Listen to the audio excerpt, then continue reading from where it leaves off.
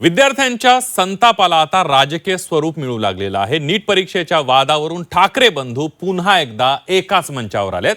26 जुलै रोजी मुंबईमध्ये विद्यार्थी आणि पालकांसाठी शक्ती प्रदर्शनाचा मोर्चा काढण्याची घोषणा ठाकरे बंधूंनी केली। मात्र या घोषणेपेक्षा जास्त चर्चा रंगली ती राज ठाकरे यांच्या थेट इशाऱ्याची।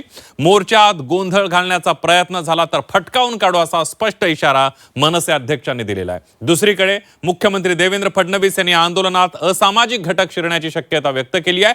या सगळ्या राजकीय आरोप प्रत्यारोपांच्या पार्श्वभूमीवरचा बघूयात एक स्पेशल रिपोर्ट। आणि मी तुम्हाला सांगतो 26 तारखेला जर असे कोणी घुसवण्याचे प्रयत्न केले ना, फटकावून काढणार। शांततेने मोर्चा असेल, शांततेने या सगळ्या गोष्टी होतील, याच्यामध्ये कुठलीही हुल्लडबाजी नसेल, काहीच गोष्टी नसतील। इथे काही करायचा प्रयत्न केला आमचे लोक सोडणार नाहीत। नीट परीक्षेच्या वादावरून विद्यार्थी आणि पालक रस्त्यावर उतरलेत। त्यांच्या आंदोलनाला पाठिंबा देण्यासाठी राज आणि उद्धव ठाकरेही एकत्र आलेत। संयुक्त पत्रकार परिषदेत दोघांनी शक्ती प्रदर्शनाच्या मोर्चाची घोषणा केली। विद्यार्थ्यांच्या प्रश्नावर राज ठाकरे थेट आक्रमक झाले असून 26 जुलैच्या मोर्चा आधीच त्यांनी इशारा दिलाय। मोर्चात गोंधळ घालण्याचा प्रयत्न झाला तर फटकावून काढू असं राज ठाकरेंनी म्हटलं। 26 तारखेला जर असे कोणी घुसवण्याचे प्रयत्न केले ना, फटकावून काढणार। कळलं का? शांततेने मोर्चा असेल, शांततेने या सगळ्या गोष्टी होतील, याच्यामध्ये कुठलीही हुल्लडबाजी नसेल, काहीच गोष्टी नसतील। पण उद्या जर समजा दिल्लीसारखं इथे काही करायचा प्रयत्न केला, इथे काही करायचा प्रयत्न केला, आमचे लोक सोडणार नाहीत। 26 जुलै रोजी काढण्यात आलेला मोर्चा हा सरकार विरोधी राग व्यक्त करण्यासाठी काढला जाणार आहे। त्यामुळे या मोर्चात कोणत्याही पक्षाचा झेंडा नसेल, फक्त तिरंगा असेल असं राज ठाकरेंनी म्हटलं।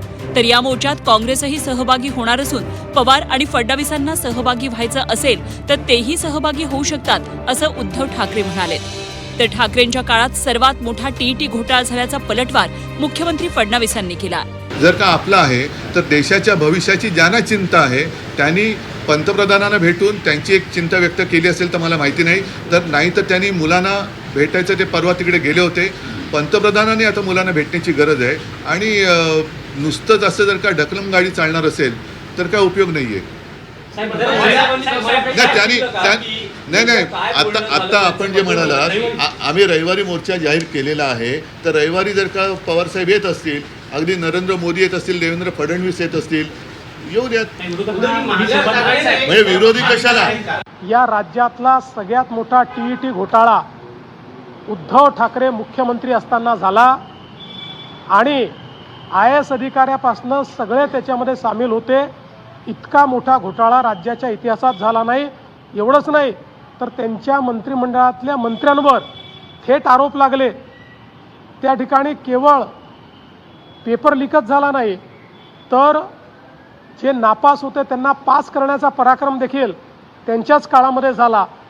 आम्ही तर TETच्या परीक्षेमध्ये घोटाळा होतो लक्षात आल्याबरोबर परीक्षा व्हायच्या आधी घोटाळेबाजांना पकडलं आणि त्या ठिकाणी त्यांच्यावर कारवाई देखील केली। त्यामुळे आपलं ठेवायचं झाकून आणि दुसऱ्याचं पाहायचं वाकून हे बंद करा। आम्ही देखील जे काही ज्याला मोर्चा म्हणा किंवा काही म्हणा, या सगळ्या गोष्टी करताना तिथे आमचे राजकीय पक्षाचे झेंडे नसणार। कळलं का? तिथे जर कुठचे झेंडे असतील तर ते फक्त तिरंगे असतील, देशाचा झेंडा असेल, बाकी कुठचेही राजकीय पक्षाचे झेंडे त्या सगळ्या अख्यामध्ये कुठेही नसणार। आणि आत्ता उद्धव सांगतात त्याप्रमाणे काँग्रेसशी देखील बोलणं चालू आहे, ते देखील सहभागी। काल माझं बोलणं झालं, राहुलजींशी पण झालं, मग सपकाळांचा फोन आला होता आणि त्यांनी पण सांगितलं की आपण एकत्रितपणाने या गोष्टी करू। जे आंदोलनं आहेत त्या आंदोलनांचं स्वागत आहे, त्यांना आमचा हातात पाठिंबाही राहणार आहे। राहिला विषय महाविकास आघाडी म्हणून एकत्रित आम्ही उद्या त्या संदर्भामध्ये आमची संवाद आणि चर्चा होणार आहे आणि त्या बैठकीतून महाविकास आघाडी अर्थात इंडिया अलायन्स म्हणून आम्ही आमची भूमिका जी आहे की आमच्या अलायन्स पार्टनरशी चर्चा करून ठरवू। घटना होण्याच्या आधीपासून काँग्रेस सातत्यानं जिल्हास्तर असेल, राज्यात असेल, आंदोलनात्मक भूमिका स्वीकारली आहे। काँग्रेसचे आंदोलनं करत आहे, इतर जे आंदोलन होतात आहेत त्यामध्ये आमचा सहभाग राहील। राज ठाकरेंनी मोर्चाचा मार्गही जाहीर केला।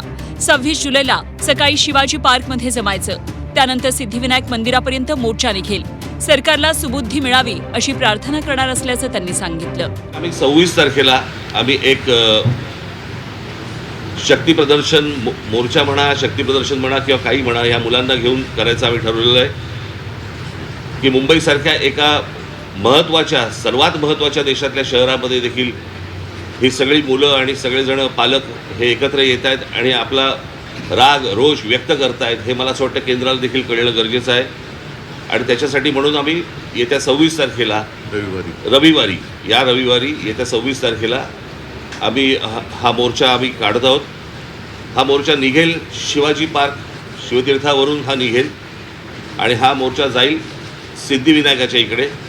तिथे जाऊन आम्ही देवाला साकडं घालणार आहोत की या सरकारला सुबुद्धी देव, आणि याच्यासाठी म्हणून तिकडे आम्ही त्याची सांगता करणार आहोत. हे आंदोलन मोडायला पाकिस्तानमधून गुंड भाजपने आणलेत का? कारण यांची काय ओळख पाळख काही नाही आहे. त्यांना ओळख विचारलं तर सरळ ते काय त्यांच्या निर्विकार चेहऱ्याने ते आपले बघतात लोकांकडे. काही त्यांना पडलेलं नाही आहे. ना मुलांच्या व्यथेची त्यांना जाणीव आहे, ना त्यांच्या वेदनेची त्यांना जाणीव आहे. बेसुमार लाठीमार करतायत आणि अशी ही सगळी गुंडागर्दी ही सरकार चालवत असताना कोणी गप्प बसू नये. आपण व्यक्त व्हायला पाहिजे आणि त्या व्यक्त होण्यासाठी, ती वाट करून देण्यासाठी येत्या रविवारी आम्ही मी मोर्चा म्हणण्यापेक्षा एक देशाची ताकद काय असते ही ताकद दाखवून देण्यासाठी ह्या मोर्चाचं आयोजन केलेलं आहे. जसं राजने सांगितलं की शिवाजी पार्क ते सिद्धिविनायकला राज आपण जाऊन 2 गोष्टी करू. एक तर या सरकारला सुबुद्धी दे, नाहीतर सिद्धिविनायकाला साकडं की या देशावरती आलेलं हे अरिष्ट सरकारच्या रूपाने हे लवकरात लवकर दूर कर. पत्रकार परिषदेत ठाकरे बंधूंनी न्याय व्यवस्थेवरही निशाणा साधला. विद्यार्थ्यांच्या प्रश्नांकडे दुर्लक्ष होत असल्याचा आरोप केला. तर राज ठाकरेंनीही न्याय व्यवस्थेवर टीका करत सत्ताधाऱ्यांवर हल्लाबोल केला. न्यायालयाला कबूतर, कुत्रे यांच्याकडे लक्ष द्यायला वेळ आहे, पण कॉक्रोचकडे लक्ष द्यायला वेळ नाही, हे दुर्भाग्य आहे.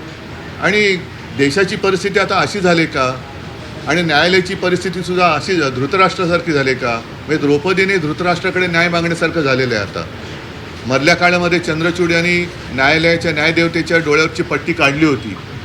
ती न्यायदेवतेने परत पट्टी बांधली आहे का आणि कशासाठी बांधलेली आहे? हे एकूणच जे चाललेलं आहे हे सरकार आता कोणाला आपलं वाटतं असं दिसत नाही आहे. सरन्यायाधीश जे बोललेत की CCTV फुटेज पाहण्यासाठी आमच्याकडे वेळ नाही आहे. मुळात ह्यांच्यामुळेच हे झुरळ सुरू झालं ना. जन्मदाते तेच आहेत ना. आणि त्यांनी जन्म दिल्यानंतर त्या पोराकडे बघायला नको. मी महाराष्ट्रामधले पोलीस ह्या सर्व आंदोलनकर्त्यांना चांगलं सहकार्य करत आहेत. काही त्रास देत नाही आहेत. काही गोष्टी झाल्यात. दरम्यान सत्ताधारी पक्षातील नेत्यांनी ठाकरे बंधूंच्या होणाऱ्या मोर्चावर टीका केली. एखादा विषय सरकारच्या विरोधात मिळाला तर विरोधक त्याचा फायदा घेतात, असा टोला मंत्री छगन भुजबळांनी लगावला. तर आंदोलनाआड काही जण आपली राजकीय पोळी भाजत असल्याची टीका संजय शिरसाट यांनी केली. एखादा विषय सरकारच्या विरुद्ध जर मिळाला तर विरोधी पक्षाचं त्याचा फायदा घेतात आणि त्यांचं कामच आहे की याला दिशा वेगवेगळे फुटेल नाही, फाटे फुटतील की नाही, म्हणून आता या आंदोलनाला आता राजकीय कलर जरा म्हणता येईल तो आता देण्याचं काम काही राजकीय पक्ष करतायत. आणि त्यामुळं मला वाटतं विद्यार्थ्याचा विषय बाजूला आणि ह्यांचं राजकीय पोळ्या भाजण्याचं दुकान एका बाजूला, असं चित्र महाराष्ट्रात नाही देशभरात दिसायला लागेल. आता नजरा लागल्या आहेत 26 जुलैकडे. शिवाजी पार्क ते सिद्धिविनायक हा फक्त मोर्चा असेल की सरकार विरोधातील जन आक्रोशाचं शक्ती प्रदर्शन, याची उत्तरं मुंबईच्या रस्त्यांवरच मिळणार आहेत. कृष्णात पाटीलसह सीमा आढे, झी 24 तास, मुंबई.